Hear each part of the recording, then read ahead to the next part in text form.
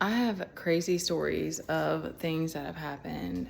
And I don't know that I'm going to even remember all of them or that it even matters at some point, because there was a long time and many days of like guilting myself and blaming myself and feeling like I should have never moved home. Like, I got us in this mess. I'm never going to be able to repay my parents. And then finding out all this other stuff about things going on behind the scenes. And then also like the other, like, just kind of evil situations that have happened. Like, one time we had a hurricane for like when we first moved here, and it ended up there that was like probably possibly the craziest hurricane I've ever seen, because it uprooted. I mean, I'm talking about like big fucking oaks, like huge trees. It uprooted like 5 trees in our yard, and I've never seen that happen from a hurricane. So it was just some kind of crazy, like the winds, you could hear them through the trees. It was scary. Anyway, so, and it flooded, and it was just a whole mess. The whole fence went down and stuff. So, and that was only like 6 months after we had moved here and stuff. So, and I was, Teddy was young at that point, and, I was not trying to drag this out. Okay. Okay. So anyway, we got through, okay. We didn't have power for like 3 or 4 days. Like, and I've been through this as a kid, but I'd never been through it as a single parent. And like, my dad was like, the lights were out. Like, we tried to leave one day. I was going to try to get him Chick-fil-A because we were running out of food. Like, you can't cook and all this. So it was just like, it was very tough for me going through that. And then my dad was still trying to go over to, he works in Mobile. He was still trying to, we were living with him at the time, and he was trying to go over to Mobile. And I was like, are you serious? Like, but it was like, that's always how he was. Like, he was always about work. And I remember that when that happened, I was like, I never want to be with a man that doesn't want to be a family man, because I needed somebody to like be here and help me out with Teddy. And like, anyway, it was fine. Cause I mean, that was one of many incidents of like, realizing like, I got to figure this out for me. So, but after the hurricane, I had talked to John is Teddy's dad, his parents, about, they had said, let us know if you need some help, want us to keep him sometime or whatever. And I was like, didn't have power. I didn't know what was going to happen. And I was like, I knew the yard needed to be cleaned up. And I was like, my dad was going off to work, so I asked them if they wanted to keep him for a few days. And like, both John, his dad, like smirked me about it. And like, I told my mom, I was like, let me know if there's something I can help you with. And she chose to gaslight me, be like whatever, and then called me about it. And I didn't pick up the phone when she called. And the next morning she came over to our place at 6 a.m. and woke me up and said, get your ass outside and clean up this. Like, was like, I mean, I don't even remember. I wish I had my recorder, because I was like, I literally told her, you're delusional. Like, what the hell are you doing? And that was like one of the most extreme situations, because but that's what it's like, because and that year she was like well, no, I don't want to say the most intense, but just like, she was, anyway, the vaccine thing, like, really, okay, let's not get sidetracked. It was crazy with all the vaccine stuff. I think that was for everybody that year. But that's why it has been so, that's what parts of that have been so hard, because it's like, I had to realize after many times of being gaslit, and after, being betrayed, and being like and being like, people, pretending to want to be support and pretending to want to be a friend, but not actually wanting to, not being able to be an emotional support, and not able to physically be available. Like my mom wouldn't babysit and stuff, like couldn't meet the needs that I needed. And how painful that was. And, they have to realize that the hard way. And then on top of that, all of the other stuff we've been through this past year and not having the money, the financial freedom to like make other moves.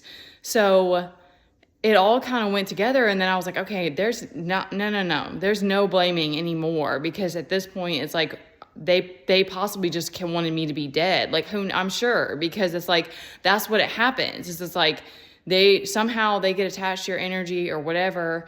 And, it's sad. It is sad, because it's like, you want to believe that people really care about you, especially like your family. And it's like, especially when it comes to like a kid and all the things that I've been through. And it's like, I can't go to that place right now, because it's like, if all of that was just a lie and a cover up to try to keep us around, like that's sick. It really is. I mean, that's just sick.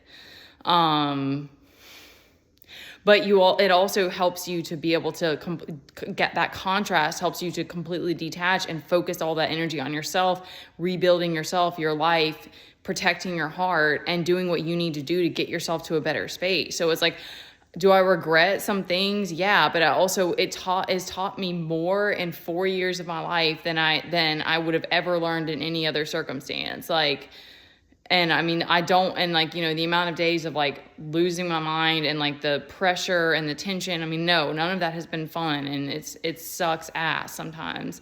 But it's like if God hadn't opened my eyes in all these ways, if I hadn't linked arms with my inner child and opened my heart and let God in and like let him guide me and show me and get us to, help me to be able to create more calm within myself, to create that for us, and to realize like all of these people were not for me and all these things, like he had to show me that. So I guess that was the roundabout way of me speaking that as like, let God, if you're ready for that, like let him in, let him show you, let him guide you, because I will pray for real, like that, and just hope that like you don't have a situation like this, just because it's like, it's so hard as a parent to like not have that support. And like,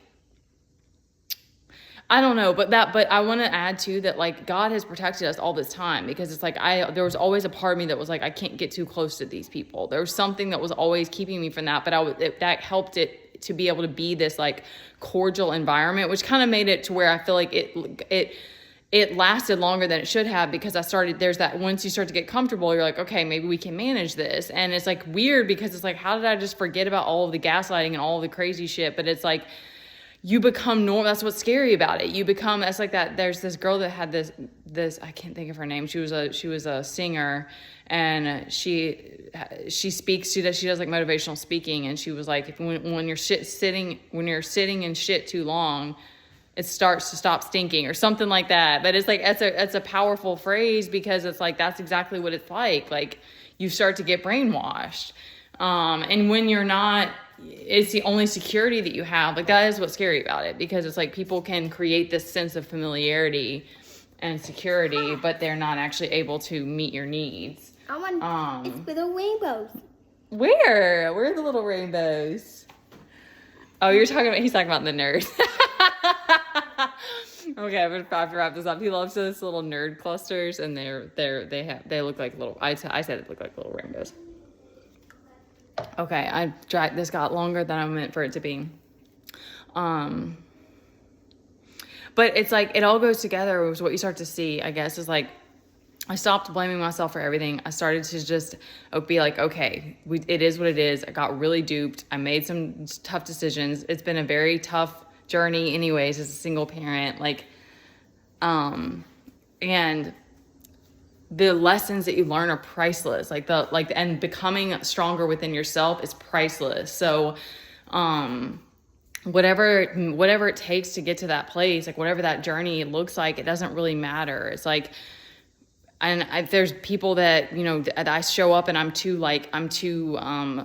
have too much attitude, or I know I have that kind of emperor energy now, but it's like, I'm like, that person doesn't know my journey or why I had to become that to be able to still stand on 2 feet. Like, that's who God wants me to be. And so that's who I'm showing up as now. And so, you know, I don't want to have a closed heart, and I don't want to be closed minded and not be like, you know, I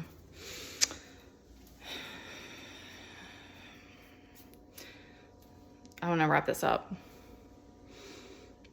You are becoming more subtle. Like the more that you spend time with yourself and you're opening your heart and you're moving through with your emotions, you're becoming more subtle and more discerning. So then you're able to like be like, okay, this is someone else's projection and I'm not accepting that. And it is what it is, because you're becoming stronger within. So there's going to be a lot of people that aren't going to like that, or they're not going to be comfortable about it. So linking up with your inner child, your higher self, with God, is whatever that journey looks like is your journey, and that's beautiful, and you don't need to guilt and blame yourself for everything. All right, I'll stop there.